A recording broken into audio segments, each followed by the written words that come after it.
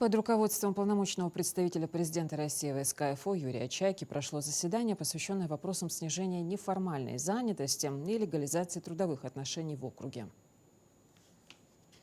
Обсуждались меры по борьбе с теневой заработной платой и погашению задолженности перед работниками. Ингушетия получила положительную оценку, особенно отмечен высокий процент 8,4 по округу оформления трудовых договоров с выявленными работниками. Это подтверждает эффективность нашего комплексного подхода, сочетающего контроль, активную разъяснительную работу с населением и бизнесом, помощь через мобильные центры занятости и, главное, фокус на создании новых легальных рабочих мест в малом и среднем бизнесе. Совместно с предпринимателями по задолженности по заработной плате в регионе отмечается снижение. Хотя вопрос с автотранспортным предприятием требует дальнейшего решения. Власти планируют приглашать на заседание работодателей с рисками невыплаты МРОТ и продолжат развивать меры поддержки для легализации и создания рабочих мест. Эта работа напрямую влияет на благосостояние каждой семьи и экономику республики.